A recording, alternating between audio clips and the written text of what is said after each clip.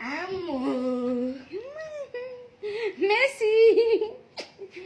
আমার আব্বা ছিল মেসি, আমার আব্বা, আমার মা, আমার হাজব্যান্ড ওরা ছিল আর্জেন্টিনা, আর আমি কি ছিলাম? স্পেন। আমি কি ঘরের মধ্যে দুইজন মানুষ, তিনজন চারজন মানুষ, একটা গ্রুপের দরকার কি আলাদা আলাদা হয়। ওরে মন খারাপ, সে বিরিয়ানি রান্না করছে, বিরিয়ানি খাবে না মেসির জন্য। মেসি পারে না কেন? 5টা পর্যন্ত সজাগ ছিল, এতটুকু বাচ্চা খেলা দেখছে। কথা কথা কথা কথা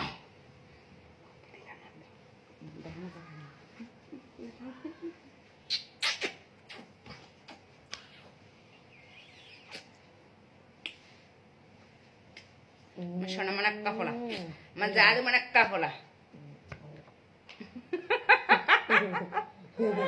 মেসি, আমি হলাম স্পেন। স্পেন, আমি জিতে গেছি। আমি বলছি কি সমস্যা নাই, ঘরের মধ্যে বিরুদ্ধে দলের একদম থাকতে হয়। তো তোমরা হলাম শেখ হাসিনা, আমি হলাম খালদা জিয়া। বলে কি না না, এরকম হবে না, বিরুদ্ধে দলই। হ্যাঁ, ঘরের মধ্যে সবাই এক সাপোর্ট হলে ভালো লাগবে না? একটু দল বদল হোক।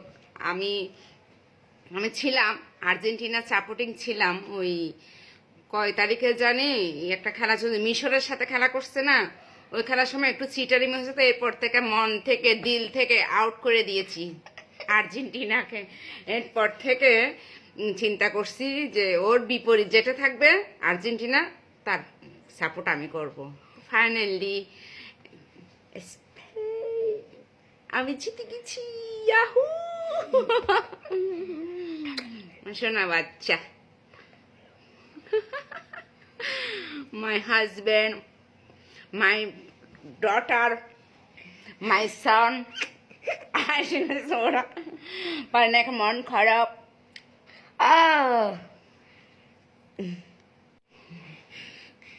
Tata tata.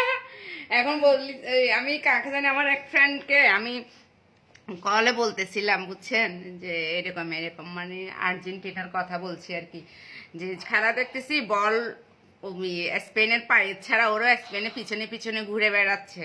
তো মেসি এত বড় একজন লোক একটা গোলও দিতে পারতেছে না। এটা বলছে দেখে আমার মেয়ে রাগ করছে, আমার সামনে দিকে উঠে চলে গেছে।